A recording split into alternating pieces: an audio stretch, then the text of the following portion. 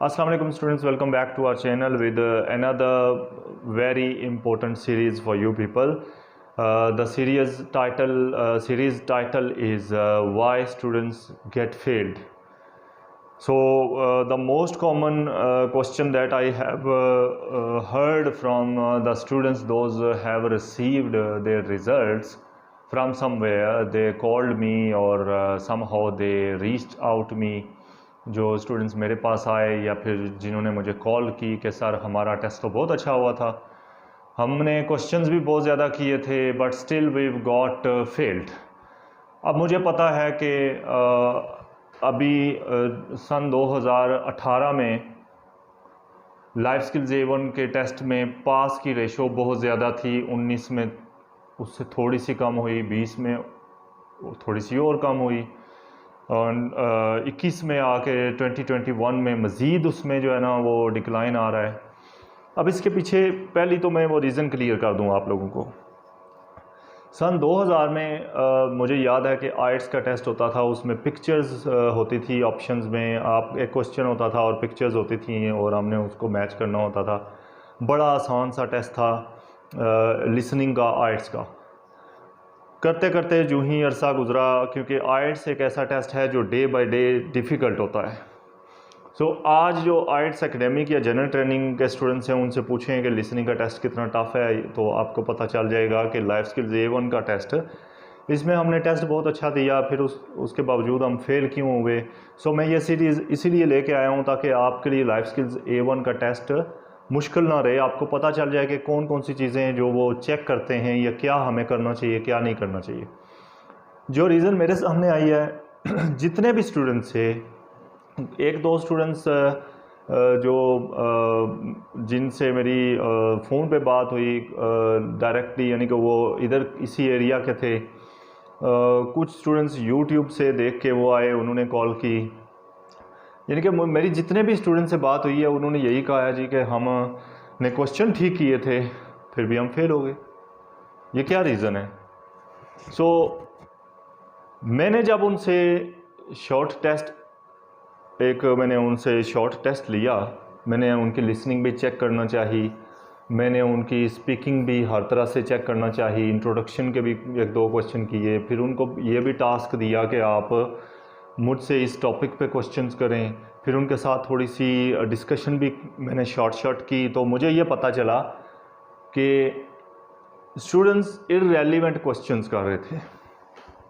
Irrelevant questions मतलब कि जो आपको टास्क दिया गया, स्टूडेंट क्वेश्चंस तो कर रहे हैं मगर उस टास्क से हटे हुए।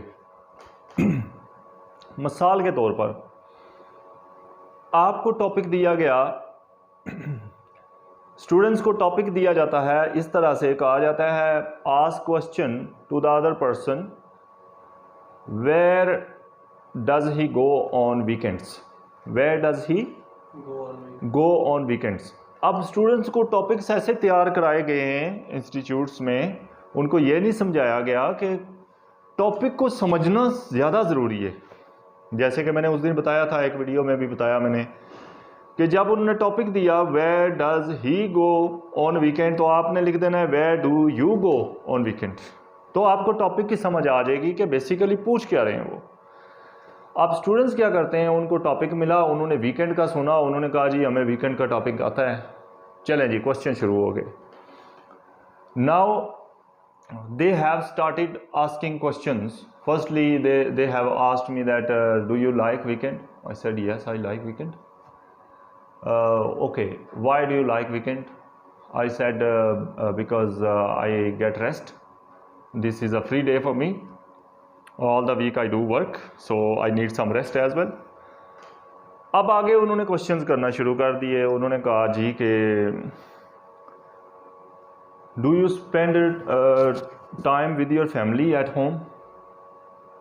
ठीक है, अब उन्होंने ये क्वेश्चन, या फिर उन्होंने कहा जी do you watch TV on weekends, और उसी पे उन्होंने 4-5 क्वेश्चन और कर दिए। फिर वो स्पोर्ट पे आ गए, उन्होंने कहा do you play sports on weekend. मैं उनको क्वेश्चन मैंने करने दिए, मैंने कहा इनको करने दो। उन्होंने क्वेश्चन जब कर लिए तो फिर मैंने उनको बताया कि आपने तो टॉपिक ही नहीं समझा। पहले था कि आप कुछ भी थोड़ा सा भी मिलता जुलता होता था तो स्टूडेंट्स पास हो जाते थे। अब हर साल के बाद कैम्ब्रिज टफ करती है चीज़ को, तो उन्होंने अब कहा है कि देखें इररेलेवेंट क्वेश्चन तो ना करें, ठीक है ये इंग्लिश में क्वेश्चन कर रहे हैं बट जो टास्क दिया गया है वही क्वेश्चन करें ना। हमने इन्हें कहा है कि उससे पूछो कि वीकेंड पर किधर जाता है, और ये बंदा सिर्फ इसने वीकेंड समझा और बस क्वेश्चन करना शुरू हो गया जो है ना वैसे ही अन्यवा, वो काम तो नहीं करना। जो टास्क दिया गया है, टॉपिक ये नहीं है वीकेंड, टॉपिक उन्होंने दिया है, एक टास्क दिया आपको कि इससे पूछो कि ये किधर किधर जाता है वीकेंड पे, तो फिर आपने उससे डिफरेंट प्लेसेस का पूछना है, साथ वीकेंड को भी बीच में रखना है, ठीक है। अब एक स्टूडेंट को मैंने टॉपिक दिया, टॉपिक क्या दिया, मैंने कहा ask question to me about what do I use mobile phone for. इस टॉपिक को वहां पे कैसे दिया जाता है, ask question to him what does he use mobile phone for, what does he use mobile phone for. यानी कि ये टॉपिक दिया गया है कि इससे पूछो कि ये किस किस काम के लिए मोबाइल इस्तेमाल करता है, क्यों इस्तेमाल करता है, ठीक है। अब उस स्टूडेंट ने मुझसे क्वेश्चन क्या करना शुरू कर दिए, उसने पहले मुझसे पूछा which is your most favourite mobile phone.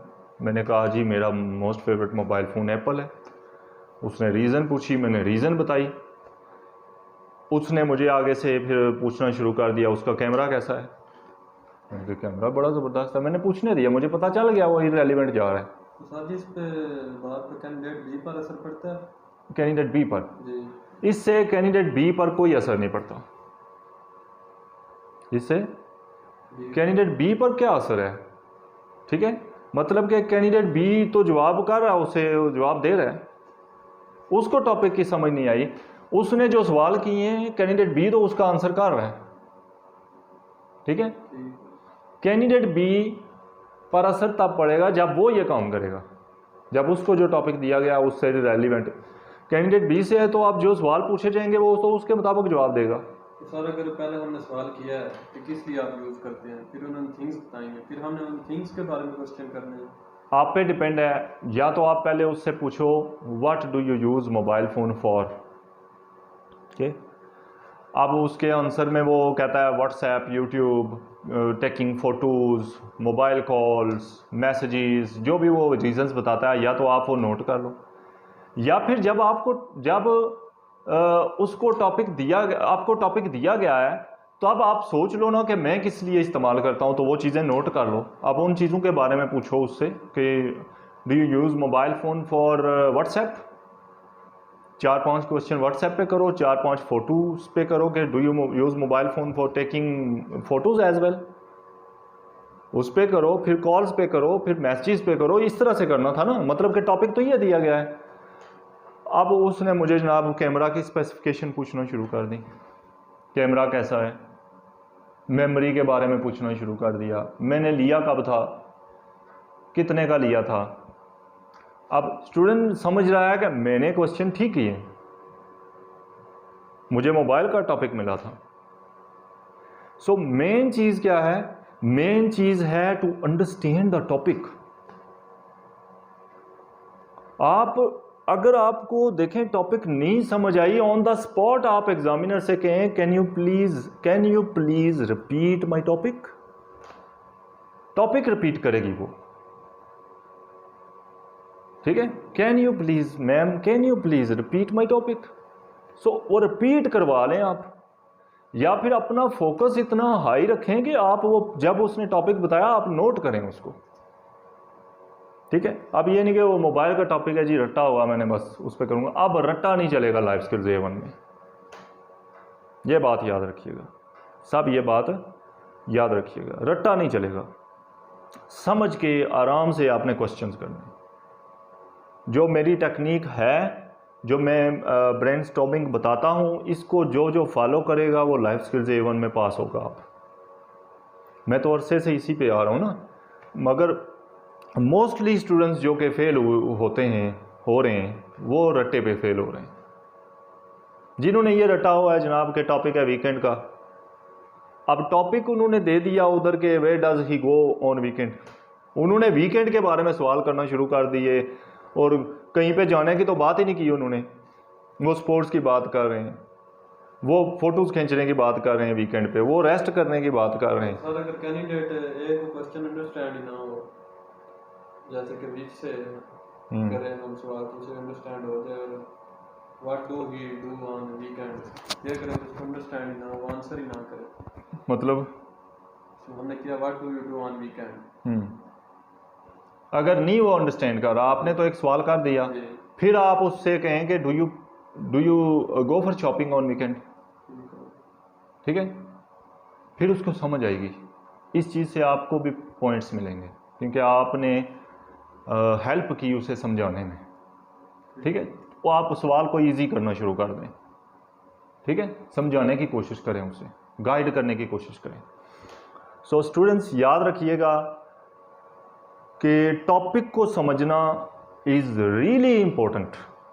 ये नहीं है कि आपको बस उन्होंने वीकेंड का नाम आ गया तो वीकेंड पे जो मर्ज़ी क्वेश्चन करो, जनाब इवनिंग का नाम आ गया बीच में तो जो मर्ज़ी क्वेश्चन करो। उस पूरे टास्क को समझना है कि उसने क्या कहा है कि ask question to the other person what does he do in the evening, तो फिर उसने कहा कि इससे पूछो क्या करता है, फिर आप जो मर्ज़ी सवाल करो, ठीक है।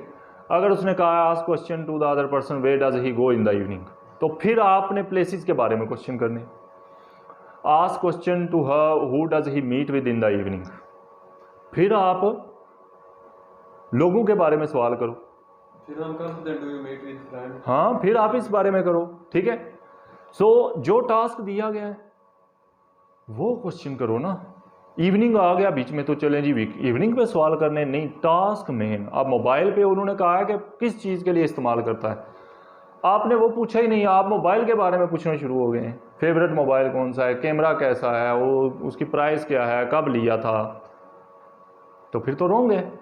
मतलब कि आपको पेपर आप देने गए हुए हैं मैथ का और उधर आप से मैथ की क्वेश्चन सॉल्व करने का कहा जा रहा है, ये वही बिल्कुल एग्जांपल है, और आप वहाँ पे अरेबिक लिख के आ जाते हैं, तो आपको क्या नंबर मिलेंगे? नहीं मिलेंगे। सो यहाँ पे भी जो लोग समझ रहे हैं कि हमने तो बड़ा अच्छा टेस्ट किया था, ये एक बहुत बड़ी रीज़न है, बीच में बहुत बड़ी रीज़न है जो मैंने अभी तक देखा है, ठीक है स्टूडेंट्स। ये थी फर्स्ट एपिसोड इस सीरीज़ की।